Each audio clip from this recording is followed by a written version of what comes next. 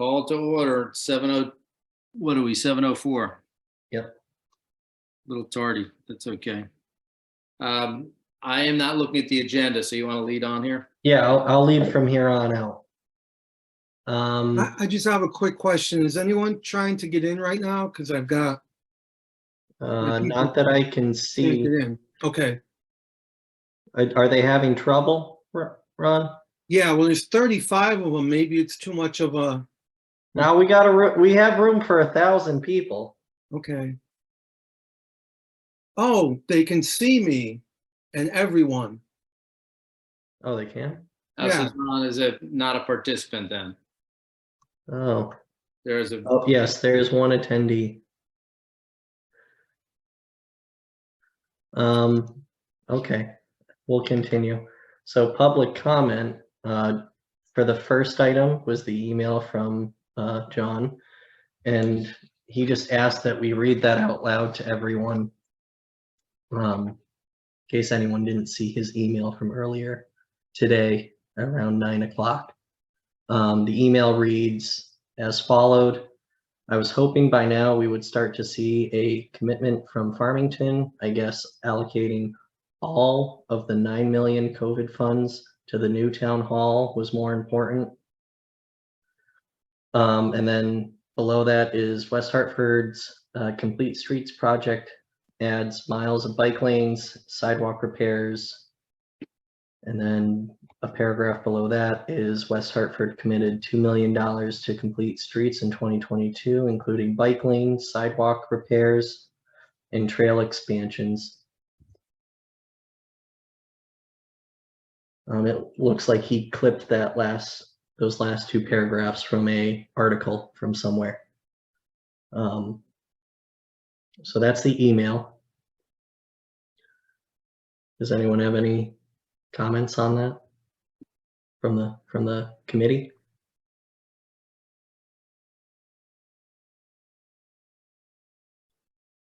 All right, I'll Yeah, unmute myself. Yeah, same here. I sent the suggestion that he attend the meeting tonight and make a public comment kind of facetiously because I knew he wouldn't show up. So his email actually kind of annoyed me, to be honest. Relating us, what we do and the 1928 building, tying that together, that has nothing to do with what we're doing. So Yeah, and it's, yeah, I found that irrelevant, and But, I was kind but of daring him to show up. does it? I mean, was that ARPA money available for the town to use for bicycle infrastructure if we chose to use it that way? But that's an issue for the town council, not for this committee, Okay, in my opinion. yeah. and to answer that question, Andrews, yes, it was open to anything. The council decided that would be used towards a major infrastructure project. The 1928 being the biggest one. By the way, it wasn't $9 million, it was $7 million. Since there was no there are a lot of projects we've talked about, but there was no one single project on the table right now ready to go. If it was something like the jug handle was all set to go and that was not a state issue, potentially we could have done that. But in my opinion and in the council's opinion, this was the best use of the money at this point in time. Sure. I mean, I think it also speaks to advertising our wins. I took a look at the BAC webpage today, and we've got some stuff in there, but we don't do a great job as to the progress that we are making. I know they were doing a lot of the sidewalk repairs on Old Main Street, and if we want to count that in the same bucket that John is, here you just say, okay, here's your couple $100,000 for that. yeah. We are doing improvements as much as you guys hear me complain about stuff, but I mean, we got to keep pushing the ball forward, and we got to share the wins of what we do, because a lot of people don't see it, or they won't associate that with this group and the progress that we're making. Yeah, it also speaks to the need to have things lined up and continue to design and push so that when money does become available, like CJ just said, there was nothing ready to go. right? From what we were looking at. So money's available. If we don't have anything ready to go, we're not going to get any money. So, let's keep pushing the jug handle and the other improvements so that when the opportunity arises, either monetarily or the state decides they're going to do something, and we can say, hey, while you're digging that up, can you also consider this? So. Yeah, and I would just reiterate something, Neil, you said, which is, we're not the town council, right? Not our call. But what we are is the arm of the town that's looking at bike ped projects, and we do have to push things forward. We've got to get to a point where we've got, I hate the term shovel ready, but some projects that we can look for larger capital funding, because there's still money out there, and it'd be a shame if we didn't get some of it. So yeah, that's my take is similar to all your takes on this. I don't think ultimately we had something, and I think if we did, then we might be hopping mad about it, but it's just not the case. So Good. And I'll just add one more response to the letter, not to belabor his letter, but the lack of response, his surprise at the lack of response from both myself and the town manager. We were not the person the letter was addressed to. He addressed his email to Russ Arnold. We were both CC'd, and Russ gave him a rapid and accurate response. So, I'm sorry, and I said if he wants me to call him every time I'm CC'd on something, but if I respond to every email I'm CC'd on, I got no chance of responding to anybody. So, so taking it to, having our projects ready. I mean, we've got a couple of big projects, and, the last few meetings, it all seemed to be that, the town didn't allocate any money to, apply for the grants or design them. And from CJ, what you mentioned is that, we've got our horse hitched to the high school in the 1928 building for the next few years. What can we do in the meantime, to get some progress on that? there's always going to be money coming in. I mean, Bruce will tell you about numerous grants coming in different areas, and we always apply to them. You mentioned the sidewalks on Main Street. That was a $2 million project, totally paid for by grants. So we're always trying to find grants. The ARPA grant that got us the Welcome to Unionville sign in that little square there. Anytime you see anything, whether it's through the state or outside, that is a potential grant we can reach out to, bring it to us and we'll get anything we can. Farmington actually does a tremendous job at getting outside money and grants for the different projects we target. So all we have to do is say, okay, where are the different targets? How do we start getting the grant money? And we'll apply and get them in. Right now, that being said, right now, we've been incredibly busy in engineering and the planning department, just because there is so much going on and we don't have an overwhelming number of staff. So everyone in there has been working full speed because there's so much different development coming in and asking to come into town. So it's just tough to find the time right now, but anytime something comes up, and that's, you were talking about kind of advertising our wins, Anders. I think we focus on that, but we see what the next win's going to be and where our next project can be. Yeah, for our LOPSIT program that we're participating in, and we actively participate in it in almost every cycle it's gone through, we are one of the top funded towns in the state. Probably by a wide margin. I don't know what the other towns are getting, but I know we're up there in probably the top 5. I see Bruce shaking his head, yes. Top 10 anyway, that to my knowledge. Absolutely. Oh, absolutely. Yeah. We always go after those grants, especially for the larger projects that are multi-million-dollar jobs. And we try and balance it out. Sidewalk, road, whatever it may be, And we try and balance it out around town too, not just focusing on one area, but looking at the town as a whole rather than a bunch of pieces. There's also a schedule too, you can only get so much of out of one bucket. You got to Right. use it, right? And then Yes. then you qualify again. Yeah. To your point though, one of the things that we can do, and maybe it's a subcommittee, perhaps, maybe we meet in engineering, periodically and really discuss, one or two of these, maybe it's a jug handle, I just saw some folks in West Hartford, they're fascinated by it. They'd love to do something from their end, to get to it, for instance. So, we really should, the problem is, this is an hour and a half, every month, or in this case, every 2 months. And we're just not gonna get that done. It's too much work. It's too much internal work. We've got to really parse out what that project looks like. And, I mean, I would consider, going for, the next round of rec trails money, going for, just purely design money, just outside design money. We know that the engineering and planning department in Farmington is booked solid, and we should just assume that's the case, right? Yeah, I mean, we have a few projects in the works apart from the new high school and the new town hall that are being proposed and built. We have intersection improvements, sidewalk improvement projects.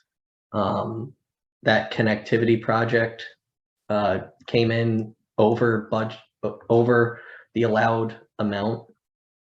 So we weren't able to go for that through LOTSIT because they have a cap on sidewalk projects per town. And we were over that cap, so we needed. How much over was that, or can you tell me? Off the top of my head, at least a couple $100,000. Yeah. So that would have been what, about 35%, something like that? Probably. I will tell you this, everything to my knowledge that across the state's coming in around 30, 35, 40% more. Yeah. And literally everything. Yeah, and we're seeing some of that too. Luckily, Russ and I have gone through most of our estimates, our engineering estimates, when we're before the bidding phase, and we've adjusted things accordingly, and we haven't been bitten yet. Too bad, but there is a lot of price fluctuation, and I'm looking at the DOT numbers that we get once a quarter, or once every other quarter from the DOT after they average out all the items from all the jobs across the state, and they jump around. Yeah, I just talked to VHB about that. They're actually putting that together right now as we speak. Yeah. So I'm curious to see what that looks like. The other thing that you all should know is talk about an acid test. They're going to open up the bids for Southington for the Canal Heritage Trail, like this week or early next. So that's going to be very interesting. Yeah. To see, and that project just gone steadily up, over the last, I don't know how many years, 4 or 5 years that they've been trying to bid the damn thing. So we have a workaround around yard. Oh, do you want me, how much do you want me to go into that? I mean, I can speak to it if you want me to. Give you 2 I think minutes. brief. It's what my grandfather used to call a 4 beer story. Not a 1 beer. This is like a 4 beer story. It's a question that's asked every day, so. Oh, I guarantee you this. Yeah. Okay. So here's the story. Briefly. So I think I told you that a bright young lady at the state level decided that the way the enabling legislation for right-of-way acquisitions was written, potentially didn't include bicycle and pedestrian right-of-way acquisitions. So this is the Attorney General's office. That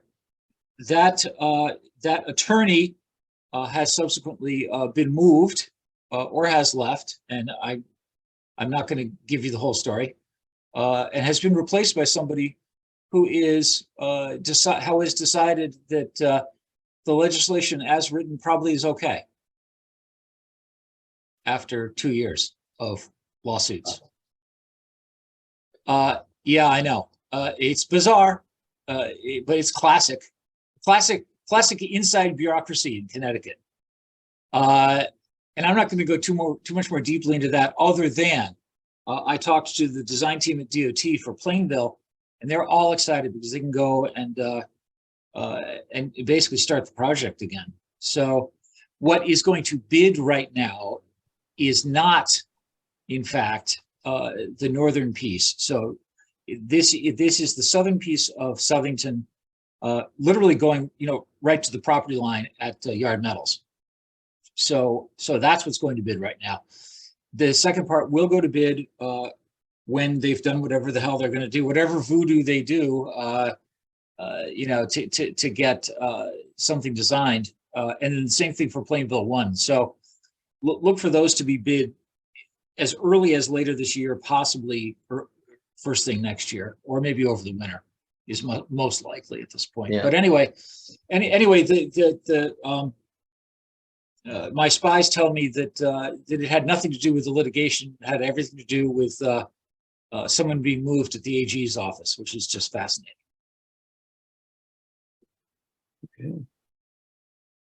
So be it, I guess. Do we want to move on to our other public comments? Okay. Carolyn? Oh, this is Carolyn, by the way. I think we've You all joined us. met Carolyn before. Yeah, thanks for having me again. I appreciate it. Yeah, I guess I'm just mostly here to listen today, but yeah, I'm really interested in what you all do and how you all relate to the community and all that. So thank you. And if you don't remember, she's the vice chair of Bike Walk Farmington. Yeah, important to mention, and I have a passion for bicycle infrastructure. So yeah. As do we. All right, we'll move on to new business then. My first item was education. I wanted to start gathering materials for free handouts that we can pass or leave on the table at town hall in the front lobby area.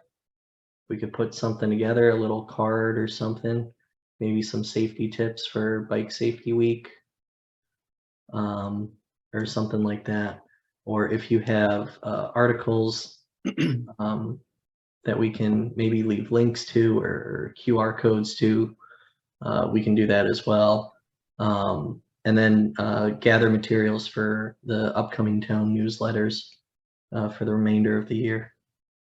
Dylan, do you guys have traffic numbers for how many people have visited the FBAC webpage? Because we've got a lot of the stuff linked there, but I just don't know how much attention that page gets. I was just curious, maybe for later. Yeah, that's not something I would have. Maybe our IT department can figure out that. Yeah, I'd be curious for next meeting. Yeah, no, I know we have a bunch of links. I know a lot of people when they visit town hall do go to that front table where pamphlets and notes and papers and informational items are left. And it's just another place to put stuff there. I can certainly print off some stuff and just put it out there, but if there's something that you guys would like to have out there. So there's a series of graphics that Amy Watkins of Watch For Me Connecticut has been doing. So safety ones, which are excellent, that Farmington Valley Trails Council has been using. Bike Walk Connecticut has got some stuff. I was just at their board meeting. There's stuff out there that we could use. Yeah, let me think about that. I'll send you what I've got, what I've seen anyway lately. And, it might be nice for us to think about this group, having a sidebar in one of the town publications, CJ, that just, a did you know type of thing, or something along those lines. Let's think about that. It's an excellent idea. Yeah, we can even include stuff on the front homepage in that news section. Yeah, As things cycle through, when there's a free period, I can have I usually send my stuff to the town manager, Devin at the town manager's office to throw in. Dylan, you got good props for using that fund. Thank you. Yep,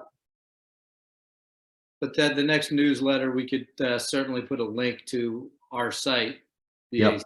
site, so people are reminded, and tell them, great information there as well. yeah, and also, by the way, tell them that this is a two-way street too. We'd love to have public comment. We're always interested in hearing from, the town in general. Yeah, let's think about that. okay. So just, if anyone has anything, just send it to me in an email. If you want to include the whole group, by all means. But we'll go from there. Ron, I saw your hand up. Yeah, so it's fun you bring it up because I've written a couple articles already. I'm starting a blog called Destination Safe Arrival, and it's a blog for motorists and vulnerable road users. So my intention is to put them on the various sites in town. I want every non-cyclist, motorist, to see it, and it's going to be educational, yet it's not going to be condescending. It's going to ask for feedback. And what I'm going to do to avoid the same questions on like Unionville talks and Farmington, I'm going to have it all funnel in to the same blog on probably Bike Walk Farmington. So that way everything will be in one place and we can all see what people have issues with, what they're asking, what they're wondering. But I want to tackle a lot of the motor vehicle laws. And I've got a lot of interesting things that I want to cover. I also want to reach out to people like Matt, people who ride every day, Rich, and Bruce for some of his insight. So I'll be asking a lot of the members here to, maybe like a little Q&A type thing that I'll put in there. Or if you have any ideas, you can let me know. But it's something I've been talking about for a year or two. And I've been afraid of kind of being attacked on, how that happens. You mentioned the crosswalk and bam. But I have I've got something that's going to kind of smooth everything over between everyone before we get into anything. So you'll see more what I mean. I'll send out a copy before anything goes out. Don't forget to, include Jeff Glott in this. He's a subject matter expert on the law. So it's great. Absolutely. Mm-hmm. Yep.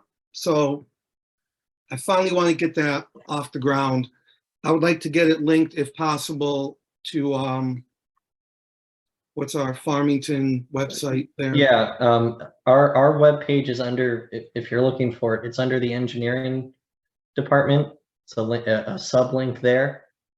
If you haven't seen it, I'm sure. The most one people that you have. scan on the new beautiful sign? Oh, that is something different. That is a link to Explore Farmington, I Explore think. Farmington, yes. Yeah. That's So from anyway,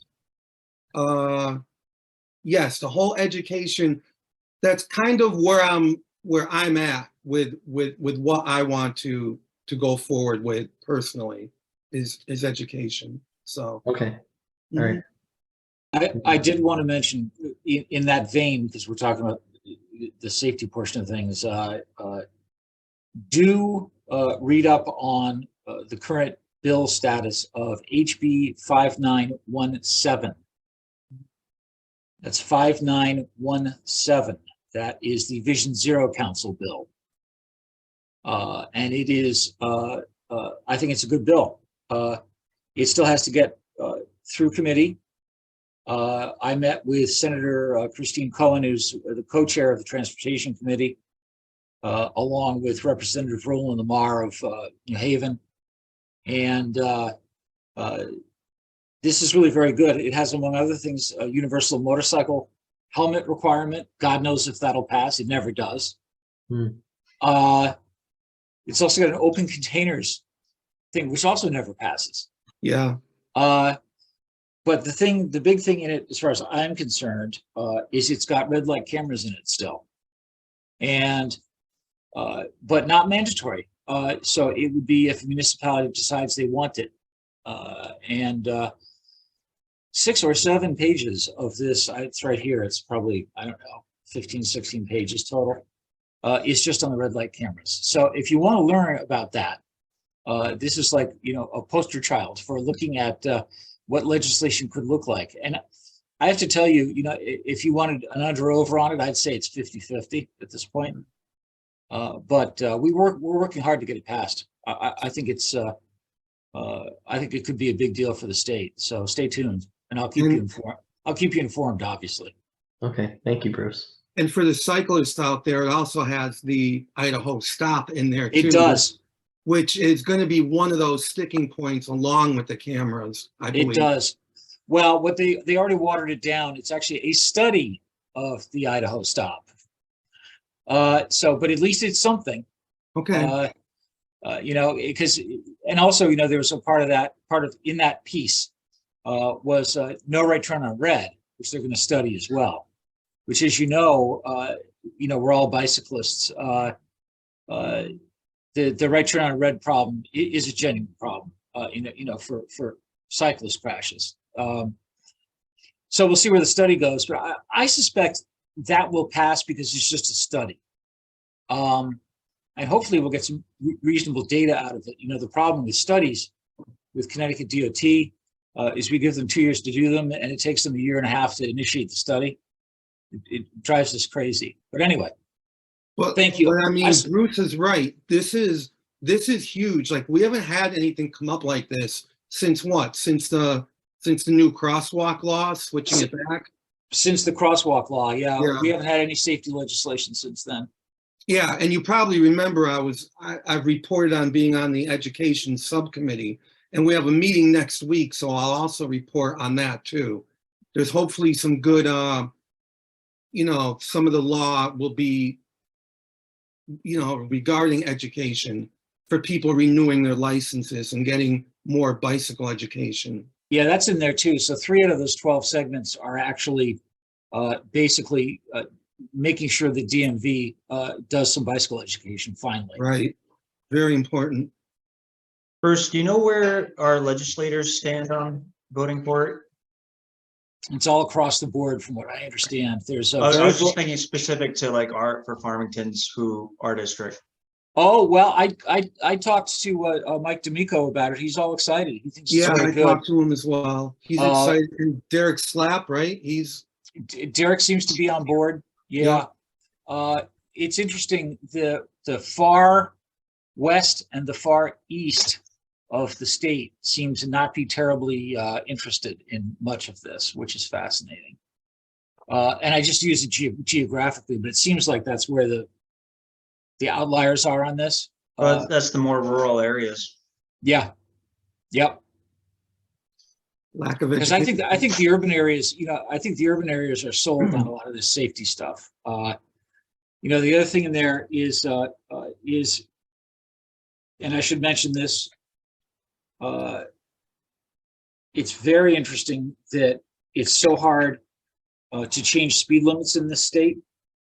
I don't know how familiar you are with what OSTA does, but OSTA essentially is the driving force behind, there's a pun for you, behind trying to get speed limits, decreased in certain areas, particularly in urban areas. And there's some of that is addressed in this as well. And again, it's still in committee. My understanding is they met on it today, in fact. So I may hear something tonight or tomorrow on this. But I want you all to know, because we don't see an omnibus safety bill like this for bike ped very often in this state. It's kind of unusual. Thank you. Good to hear that it's So got some Bruce, traction. if the far east and far west legislatures are the ones that need to get on board, are there bike advocacy groups in those areas that are working with their representatives? Yeah, we got together as many people as we could in the room through the auspices of Bike Walk Connecticut. And we've got a letter writing campaign going on right now as we speak. And we'll see how effective it is. You know, it's late days. You know, they've got, what is it? It's Tuesday. They've got 2.5 weeks remaining before they vote on all of this crap. So they have a lot of work to do, and, you know, not a lot of time. I'm thinking a lot of folks like to go ride in the more rural areas just because nobody wants to ride with cars. At least Yeah. most people don't. Yeah. You know, and so folks from, you know, the cities will travel out to those areas to ride. And hopefully, you know, maybe if those politicians get responses from their local business owners, you know, that are affected by, you know, the bike tourism industry, maybe that'll carry more weight than just a bunch of random people. Yep. Well, I mean, the problem, it's a classic problem. It happens every year. Actually, it happens every year across the country because, you know, most legislatures are part-time, as we know, and they sit for X amount of days. This happens to be a slightly longer session this year, but it's a perennial problem because it always comes down to the wire like this, and it's so tough to get public support. You know, because this is after they've already had the public hearings. You know, they had the Vision Zero. That was ages ago. Ron, you did that, didn't you? It was like 6 or 7 weeks ago. Yeah, it was maybe even longer. Yeah. Yeah, and you know, and they're finally now, you know, codifying it. They're finally so. It's unfortunately it's a perennial problem with the legislature, and it's the way it's set up.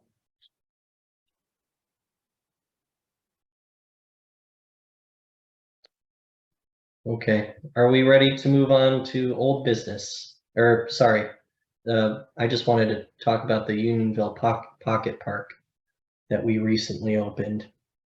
I don't know if anyone's had a chance to stop by the sign and read it, the backside of it if you haven't. If you weren't there at the ribbon cutting, or if you haven't been there since then, check it out. It's really good. We spent a lot of time on the verbiage on the back to make sure that it was just right, inclusive and everything, into the history of Unionville and that area. A lot of design cues came from the history of the physical site that the park is located on. If you notice, we have granite cobble in the shape of a nut, like a nut and bolt, and underneath the illustration of the bridge on top of the sign are a bunch of, again, hexagons to tie that in. You guys did a great job with that.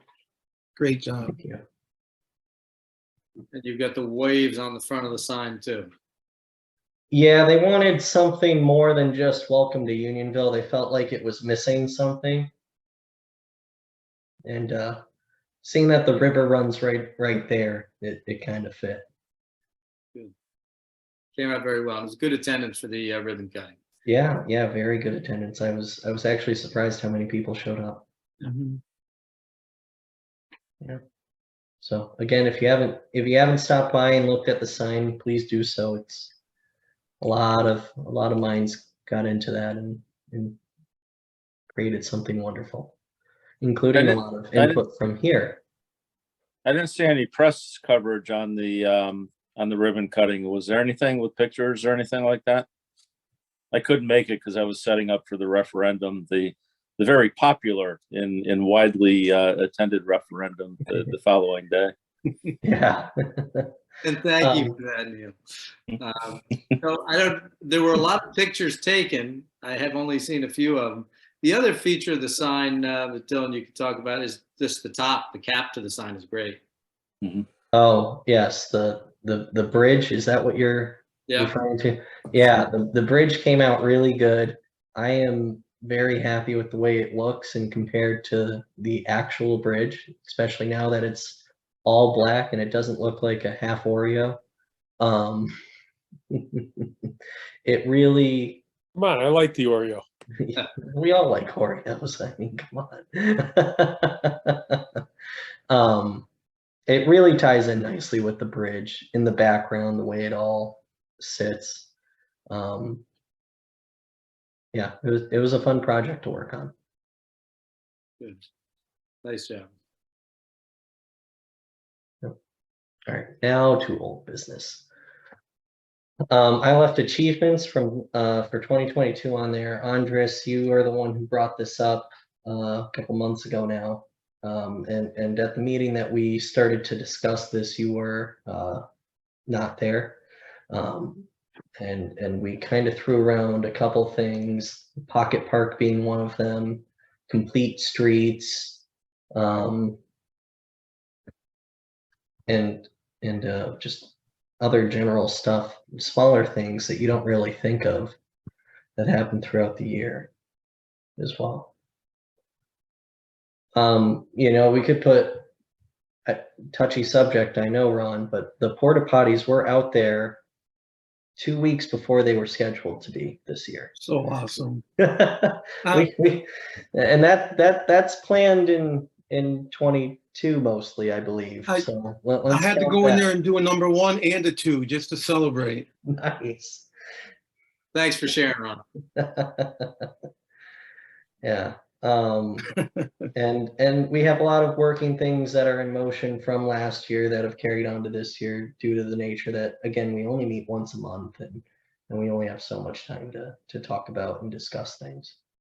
So if anyone has anything else to add to that list, bring it up now, shoot me an email if you think of something after the meeting.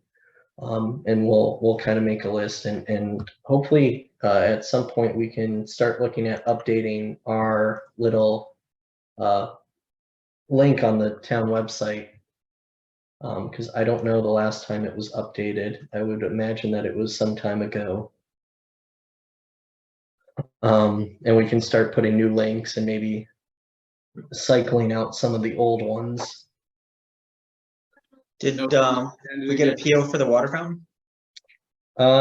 We are talking, I'm continuing talking about that with Ron, actually. Ron, I know you wanted a kind of like a 50-50 commitment from our end.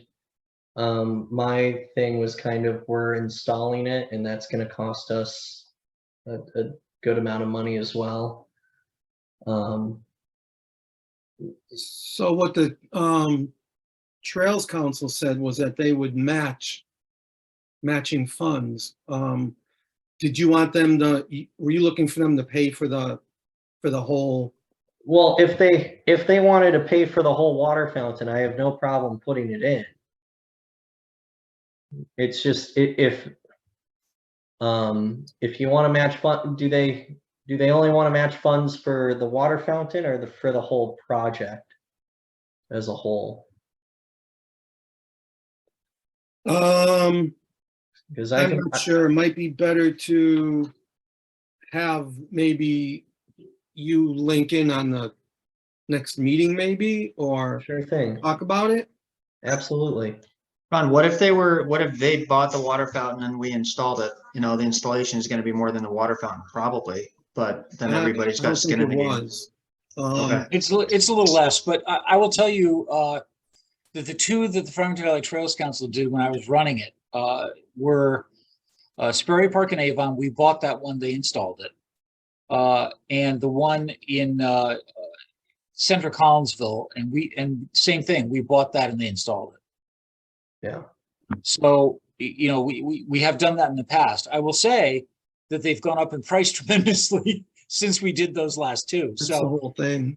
Mhm. yeah, so I just don't know how much of a capital cost it is and where the, I've cycled off of the Farmington Valley Trails Council board at the turn of this year, so I haven't been involved in that. But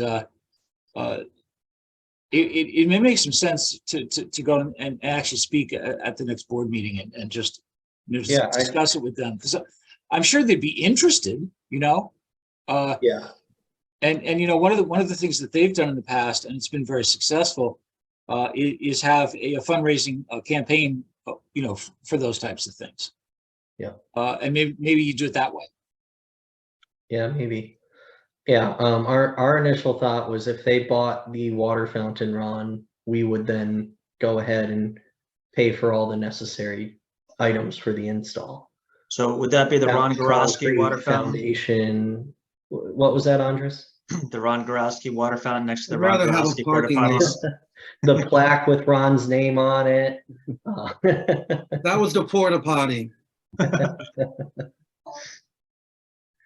Okay, so I will reach out to them, or us, me, them. Yeah. Them. Yeah, and if me attending the next meeting is beneficial, please just send me the link if it's online, or just let me know when and where it is. I'd be Yeah, happy to it's join. online, and I don't have the date in front of me, but it's about a month from right now. Okay. All right. My next item was just a Farmington Valley Trails Council update. This is just a general item that we usually have on the agenda, as there's sometimes good information and other times there's not much to talk about, so. Right, well, there was obviously the whole water fountain thing. There are a bunch of activities coming up. Rather than go through them, I will just send out an email to everyone. Okay, Basically their calendar of events. So hopefully some of you will be interested in those. That was about it. Well, everyone should probably know that we have a subcommittee looking into, actually, and Bruce knows about this, they're renaming the whole section of the bike trail from New Haven all the way to Northampton, because the idea is not to get rid of any names that are already in place, but to have this huge umbrella. So people coming from other areas know that it's one long trail and not just little sections, which sometimes it looks like if you Google it. So that also, I believe, opens us up to more funding if we are accepted on the national. Yeah. So the original concept with this was with the let's see, the New Haven and Northampton Canal Railway. No, New Haven Northampton Canal Greenway. I think that's the name. Yeah. It took them 2 years to figure that out. The original reason was to go for National Historic Greenway status along the lines of the Blackstone in Rhode Island and Massachusetts, and some of the other ones out there, with the idea that you can raise all sorts of federal money doing that. So that was the original, reason. And my understanding is every town in the corridor, all the way up to Northampton, has said yes, except for Hamden. I think So the for last. Hamden. So there is a little bit of movement. There are inside people moving in. So hopefully that gets rectified. Their worry was that we were going to erase some of their names that they already have in place, and that's not our intention at all. It's as I explained it. Just having like a big umbrella over the whole trail. But what I wanted to mention was we are going to make it easier to navigate the Farmington River Trail. And we're working on that right now. That's why I'd reached out to Dylan for that logo that you see on the parking lot signs. there's actually a logo in there. So we want to make it so people don't get lost when you get to 44. We want to have it signed so you get all the way around to Simsbury, and just want to make it more, so what I'm looking for. User friendly. Yeah, user friendly and Contiguous? all the same. Yeah. Yeah. So that's what we're working on right now. I'll reach out to Dylan if there's any questions about, you know. Yeah, I gotta find where that logo is. Okay. Oh, also, we're gonna be That's gonna take labeling some the, digging.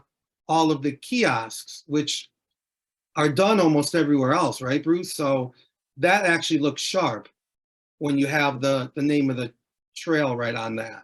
Yeah.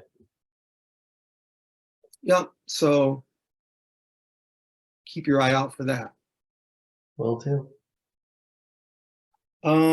That's about it. I'm also working on having our Adopt a Mile name changed to Bike Walk Farmington. Really important stuff, you know. Yeah, yeah, important stuff. You know, Just so you're aware, the Ride the State ride, June 24th, which goes through town. It's been very popular. I think it's the 15th annual. A couple of days ago, sold out. Wow. 7 weeks in advance. It's like unheard of. So it's capped at 150, and they'll be coming through on the 24th. That's a Saturday, and lunch in Avon, and yeah, that's pretty much all set up. The other one, from our point of view, is Ride the East. That's National Trails Day, which is coming up. That's June 3rd this year. Starts at Manchester Community College and goes out to Willimantic and then comes back. That's a fun ride. That's the inaugural ride of that one. And then, as Ron says, the Farmington Valley Trails Council is sponsoring, I think, 4 this year. I think that's correct. The one that's coming up soonest is the Member Appreciation Ride for them. In this couple of months. That's June 10th. June 10, is that what? Okay. Yes. So June 3, June 10, and I think there's one just past the 4th of July, if I'm not mistaken, right? I Can't remember what it's called, though. can't either. But I'll send everything out, the calendar of events to everyone. You'll notice a couple new trail ambassadors out there too. They'll have their yellow ambassador jackets on, helping people along. Wonderful. And we have a little jail set up to hand out tickets, and we haven't approved it through FPD yet, so yeah. Anyway, that's it from there. Slap them with a fine, Ron. We'll help pay for the water fountain. It's the little kids with the helmets that put them and their parents in jail. Yeah. Not fitted right. Oh, speaking of that, we do have our bike to school event Friday. And I found out from Farmington Police Department, there would be 22, you probably all saw that email, 22 officers who are part of, I'm sure Jeff can probably explain it, part of a training program that will ride with the kids. Yeah. Yeah, we've Yeah, been so seeing them outside of town hall, Jeff.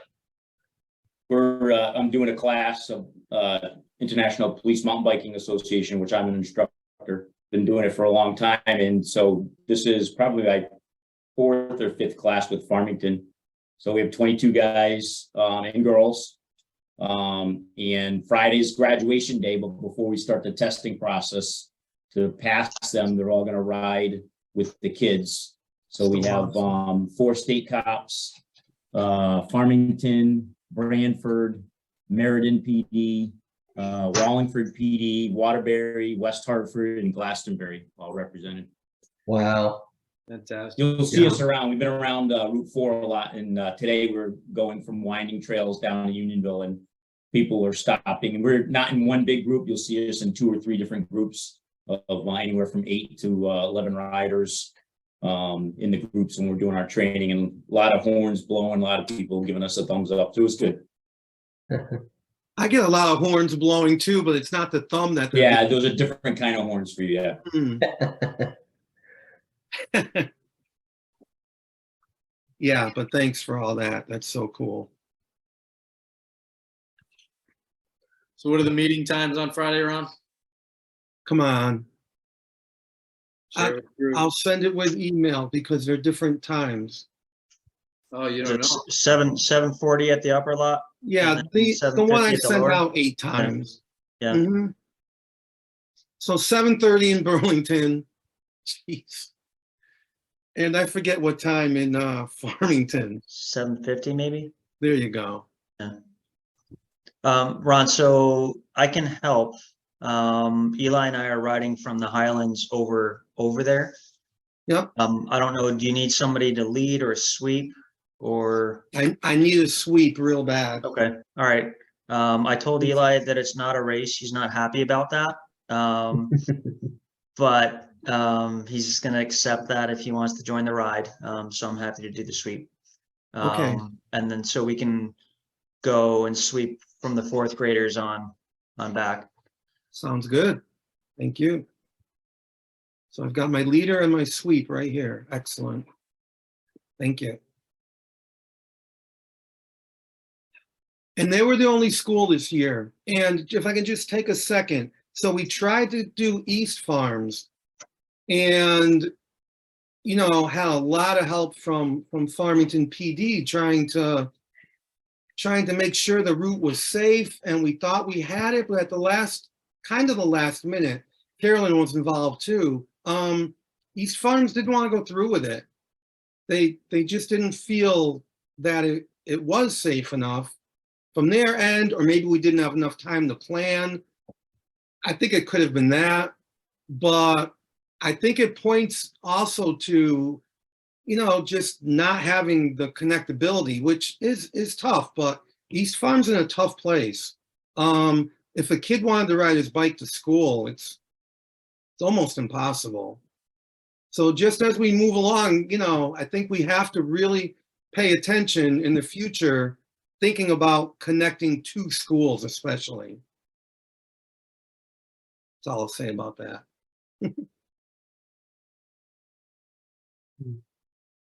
Okay. Does anyone have anything else to add to the meeting? Or we Oh. adjourn? Yeah, if we're winding down, I do. So I would like, if we can, and I'm so 3 feet to pass signage. So I drove all around the town because that's all I can do lately is just drive around. I think we desperately need it from on Copper Mine Road from 177 all the way to Main Street through the flats. Because it's very narrow there. It's a major route from one point to the other that doesn't involve the bike trail. And I think it's a great place. It's traveled by everyone. And I think it's a great place to get people familiar with that law, with that sign. I even have the places picked out to place them. If you want to take a little field trip.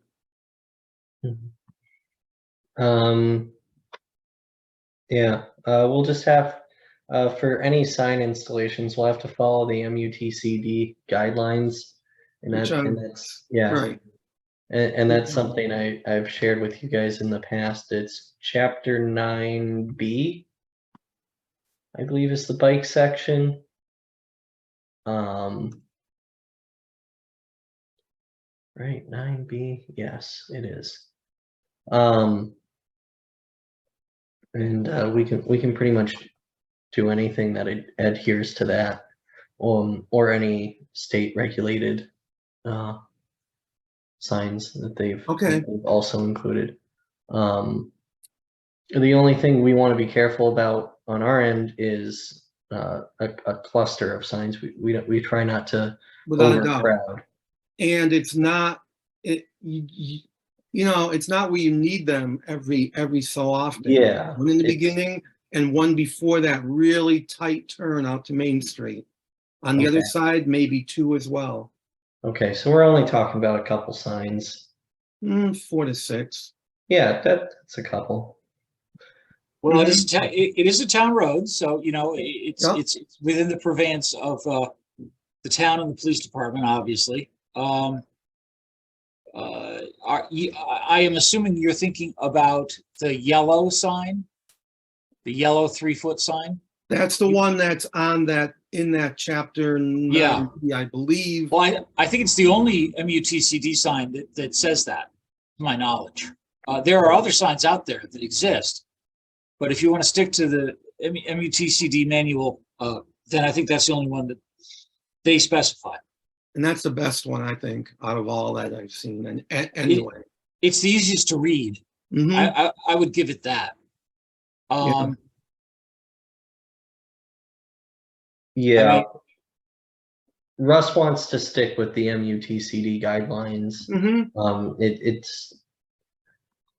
It puts us in a better position than us just putting up signs that don't adhere to those rules and regulations.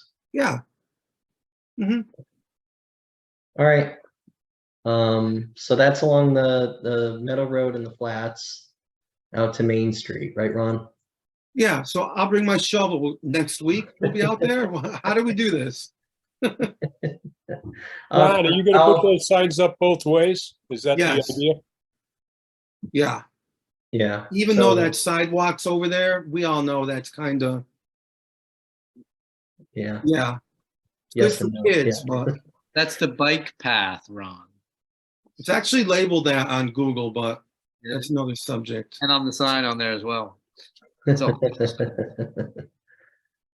I don't know, Ron, I took 10 cops through the flats and none of the traffic wanted to pass us all the way down there. It was kind of interesting. Yeah, really? Yeah, it's amazing what, 10 police officers in uniform do to traffic instead of just when you're in your regular city clothes. Oh my God. I can't It's even fun. imagine. It's like you probably have this bubble over you, right? Protective bubble. Oh, yeah, and they like to stop and let us make turns and stuff like they're not supposed to, but it's pretty funny. It's funny you mentioned that because I was on the flats years ago and a car went really slow by me and probably gave me 9 feet and just, really slow, wide berth. And there was a police cruiser right behind it. Oh, man. Yeah. Oh, so I wasn't done. So I mentioned this, the safe routes. Oh, we have kind of forgotten about our bike friendly application. Right? I mean, that's kind of my fault too, maybe. We just didn't. We need a renewal, and it's my understanding that we can do it this year, and then I think next year is technically our grace period, where it's still a renewal.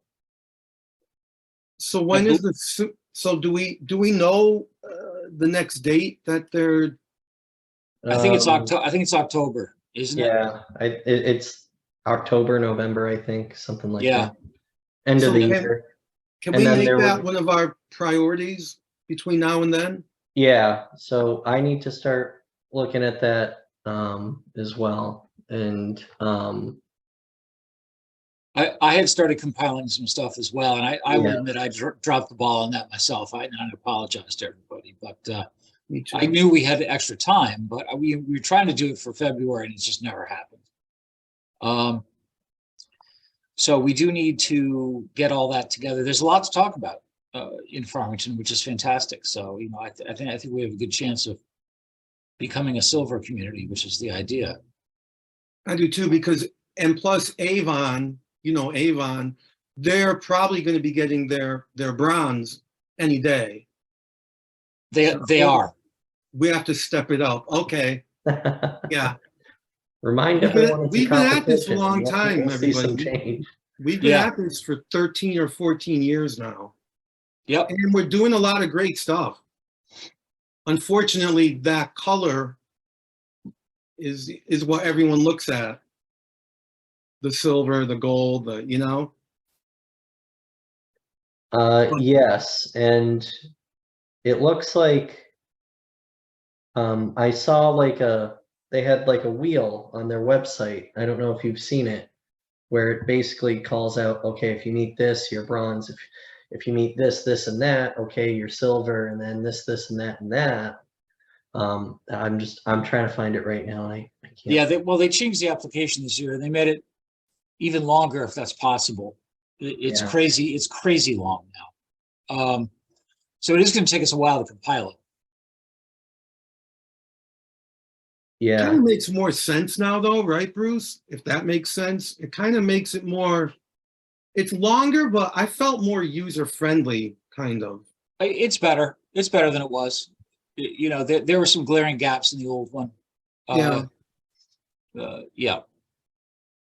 So I do have just one more item. Again, have we or can we get approved for at least, I would like 2 more people on this board. At least one. And again, I feel like this shouldn't really be any problem.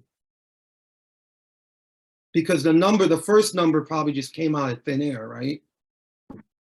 No, Well, how many people are on the board? We were actually ahead. looking at ideal sizes for a workable group, but it's something we can potentially discuss and expand our numbers. That's so. What's our full capacity?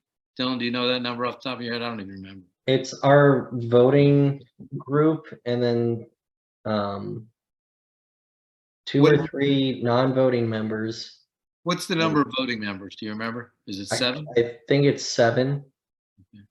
And then it's 2 or 3 non-voting members. Okay. Yeah, I'll look at that. We'll see what we can do about that. Okay, because I would love to ask Carolyn onto the group at some point. I just think she'd be perfect, and I'll save that for another time, but that's obviously why I keep bringing it up. I just want to say I'm very committed to bicycle infrastructure. Just wanted to point that out, but Yeah, thanks, Ron. I appreciate that. I think we need young blood. As I So- look around. Just so you're aware, and I think many of you are, 9's a common number for these things, and the state committees are generally pegged at 11, just so you're aware. I think Now- having extra folks will make it easier to get things accomplished too, as, you know, we want to do bigger projects, especially Yep. the infrastructure ones. Yep. You know, it'll let folks split off into different groups and accomplish things. Yeah, I would think if we wanted to do, you know, a couple, 3 subcommittees, then it would make life easier for sure. Yeah, That's absolutely. where we need it, to have subcommittees, definitely. Carolyn, thanks for sharing that link. I was just taking a look at the bike league. I don't know if we want to take time to go through it now, but there's a lot of really interesting things there on, you know, what it takes to get to the next level. Yeah. And one that jumped out to me was the one where it says percent of primary and secondary schools offering bike education. Eli told me of a program. I think it was I don't know if it was Union School or at oh,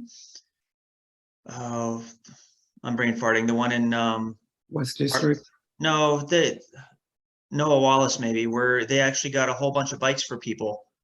And I don't know what grade it was, but I think they actually got bikes and were teaching kids how to ride. And I was shocked that I didn't know about it and hear about it.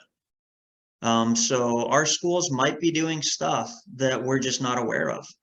You know, having, you know, a board of ed rep would be super helpful, or at least, you know, get the gym teachers on board here, you know, because they're the ones that are, you know, doing, you know, going to be doing the teaching. You know, it makes me wonder if that was a one-off by the Bike Walk Connecticut fleet. You know, they have a new fleet of kids' bikes Okay. that they have in a trailer, and I wonder if it was them. I can find out easily. Okay. Yeah. I think I kind of recall a gym teacher somewhere telling me that she had applied for a grant and maybe had that could have been it. You The know, but that, whole 4th or 5th grade school curriculum subject, we need to bring that up again for this very reason, and because more towns, every year are adding that, and I've said this before, and I just haven't contacted her, but I can reach out to Bike Walk Connecticut to what's her name, Bruce, the co-chair. Mary Coburn. Yes, and she would love to come on here and speak to us about it. yeah, that'd be fantastic. But I mean, for gold, it's 50% of schools. So I mean, if you get that in all the elementary schools, we got that covered. Yeah. Yeah. A couple, I just, I thought the issue was money before for the schools. always That was is. kind of the one missing block.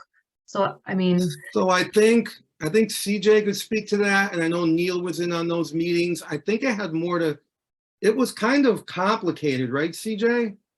It was their curriculum setup, and they have certain blocks of the year set aside. And as I recall, the biggest problem was just getting buy-in from the whole schools to do that and getting ahead of it for the curriculum. So at this point, I think we'd be past the curriculum setup for next school year. So we'd have to be talking about the following school year. Okay, I mean, the sooner we start it, the sooner it gets accomplished. right. Especially if Bike Walk Connecticut's got that fleet and it's really no money out of our town. No, it we is. just have to give, is it? Oh, Well, yeah. they're asking for a $500 participation fee that we're actually. It's not bad. Bike Walk Connecticut, we just had the board meeting the other night, and I'm proposing that we get another grant from CROG and we do it for free. Yeah. Oh, that would be great. So I'm working on that. Would that be the training too? Yeah, in particular the training. I really want to make the training free, just completely free.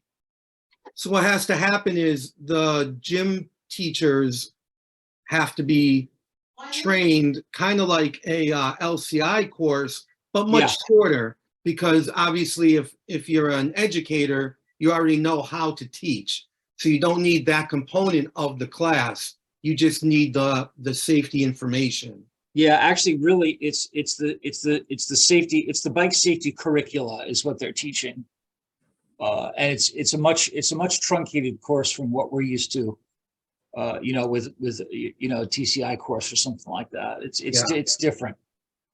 Yes. Mm-hmm. And LCI is league certified instructor. If you don't know. So Ron, are we talking about doing this as a 4th, 5th program or 5, 6? Because 5, 6 would be a lot easier since they're all in the same school, right? It was, So it's we had kind of decided on 5th grade, right? Yeah. Yeah. Because then Because it's it one was. set of gym teachers. It's one curriculum. Yeah. Yes.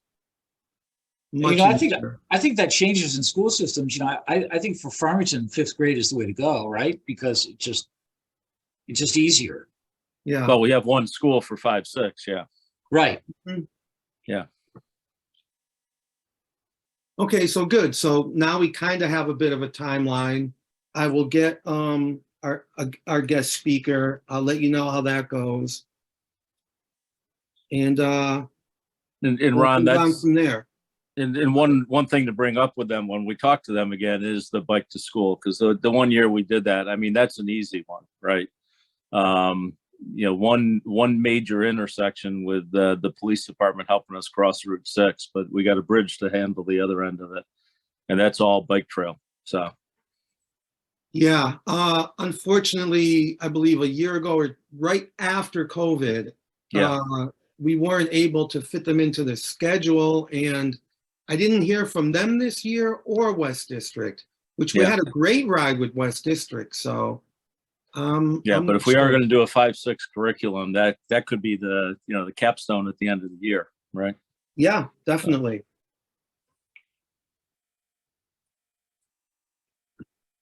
I think I'm done with my, All right. I mean, I could go on with the infographic from Carolyn. I'll have two other real quick points. One was under engineering, total bike network mileage to total road network mileage.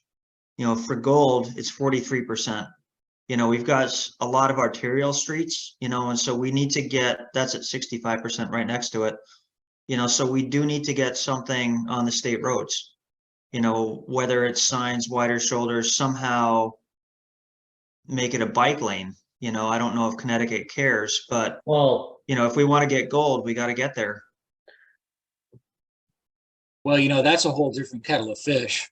yeah, That's Route 4 cannot be widened any more than it already is, Yeah. no, for instance. But I mean, how do we define arterial streets? Maybe if Route 4, Well, part of that arterial- 35% that arterial is doesn't defined count. by the DOT. okay, So they have a list. It's what do you define a bike lane as? yeah, Is that, or is that a real dedicated bike lane, or is that this is a bike route as well? A labeled Yeah. bike route. because the bike route is not a bike lane. But for I them mean, to it ask for can be- 90% of arterial streets with bike lanes, that's a lot. yeah, You're only gonna see that in cities. I was just gonna say that. I don't know, and Bruce, I don't know if gold, I think gold, if you look at Connecticut, is New Haven our only gold still? Or, I don't think New Haven's gold. I think yeah, they're they silver. are. I'm pretty Are sure they? they're gold. Are they? Okay. Yeah, they were Well- first. Well, I will tell you, they've spent a fortune in bike lanes, yeah. just in bike lanes. Yeah, and we just don't have the infrastructure, right? Like, how can some of that even be improved? It's, Well, the biggest problem is what you guys were just talking about, which is the percentage of through routes in our town, in this town, that are subject to DOT approval and not town approval. okay, And that's the crux of your situation. That's Yeah. the story. all right. You know, then, I mean, but if we hit some of the other ones, maybe it'll make up for a lack. And I mean, total Yeah. bike Oh, network no mileage. question. Yeah. I don't- Oh, absolutely. Yeah. You I know, don't and think so you it's like, have to hit everything in that one right. arc. But I mean, you know? so like the It's- one before it, total bike network mileage to road mileage is 30%. You know, most of our streets are lots of little neighborhood streets. So I mean, do we highlight them all green on a map and call it a bike network? I don't know. Yeah, I think this is where we- have 260 miles of streets. Just to put that in perspective for you. I Okay. think this is where we put a subcommittee together Yeah, and then we just really study it. And then we send our, come up with all these Yeah. questions Okay. because, Well, Right. so I sat on the Hartford Complete Streets board for a decade. And that's essentially what they did. They didn't build it all. Although they're steadily building it over the years, but what they did was they designated, right? So they had a map and they used their GIS program and they designated where bike facilities currently are and will be as through routes. And that's how you do it. So you have a plan, right? And then in theory, the plan would go, I would assume, to the town council and the police and all the other stakeholders to look at and parse. And in fact, maybe ultimately we have a public meeting on it because I would assume the public would want to weigh in on such a thing. So, ultimately that would be the idea. The idea would be to have a complete plan for through routes, safe routes to school, certainly being one of them. By the way, I don't know if you're aware, but Safe Routes to School is giving money out again. They were funded federally. So you can go through DOT now and ask for Safe Routes to School grants again. is that what it was called? It's Safe Routes to School? Mm-hmm. Okay, Yep. so we could use that for Irving Robbins. Could very well be, yes. Yeah. But I know those grants are out there again. Okay. And then the other thing that they refunded at the state level with federal money is the community connectivity grants are they're doing another round of those. And I know that we already did one, but I think that we're we're eligible to do another one. Dylan, I think we are. Yeah, probably. I think so. Yeah. So that's a possibility too. Okay. So the old Parsons Corner, which got knocked down and turned into part of a meadow and part of a gravel parking lot, owned by the state DOT. Every time I drive past it, I think it would be an amazing little bike park. Is that right off of Route 4? Yep.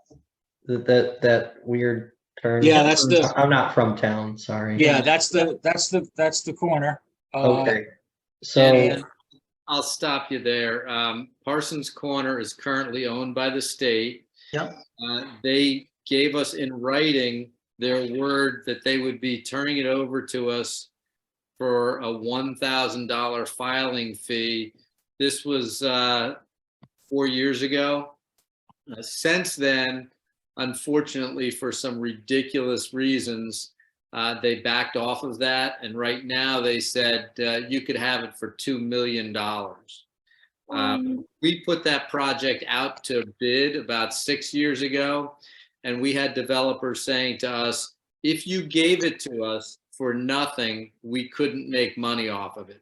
It's a $3 acre parcel. There's a right of way on 1 acre of it. So it's only 2 acres of buildable. So, and it's not going to ever be a developed piece. It doesn't make Right. sense really to have developed there.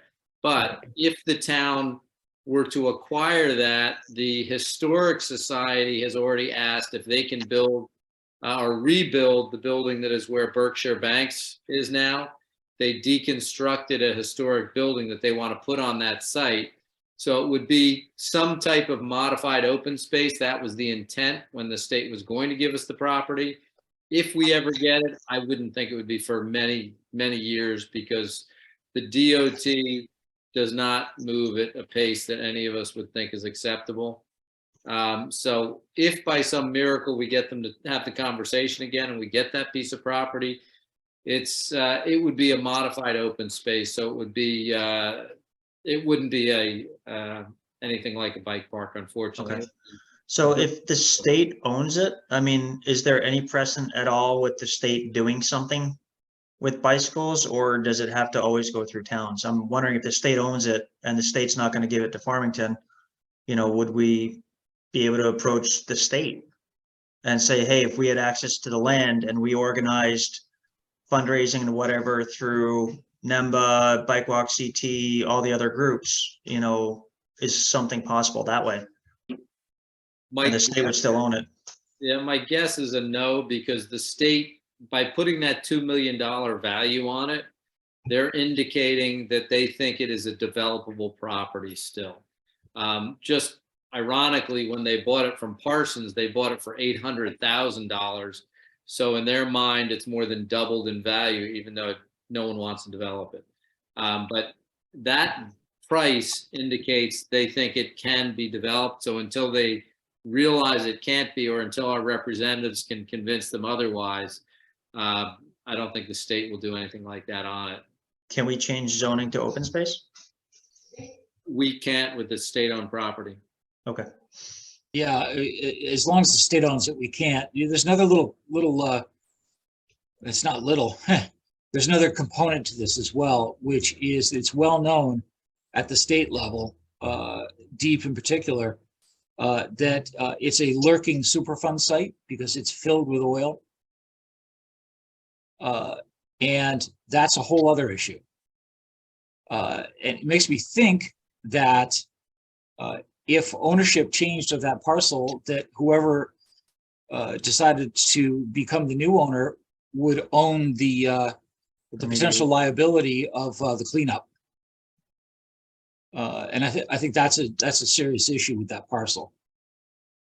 It actually, Bruce, we did test the parcel because, again, it was our belief that we were going to be acquiring the parcel. And Yeah. also it came up negative. So Oh, really? Oh, Yeah. Because at the Okay. beginning of those discussions, the state said, we already did tests and it's all clean. We asked them if we could see the tests and they said no. We had to redo all the tests. Oh, that's interesting. Okay, well, That's a positive. I mean, it doesn't hurt us to go to DOT and ask, you know, but if they put a price tag on it, they're usually, they're fishing. They're fishing for something is what's going on. So, and we're not buying it for $2 million.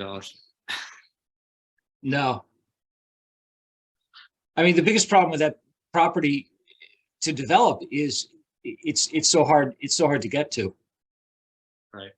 And no one wants more traffic at that intersection.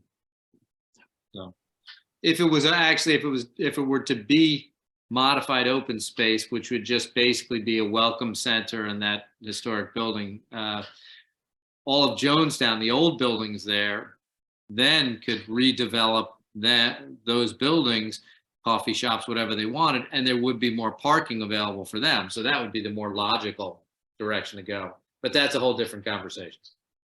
I don't want to take us too far off on the tangent. Thanks, CJ. Well, Sorry, I have an emergency call before you dig that I have to take care of right now. okay. Um, If there's nothing else, we could probably adjourn here then, Dylan. Okay. Does anyone have anything else? to Thanks, add? everyone. All right. Great. Thank you, everybody.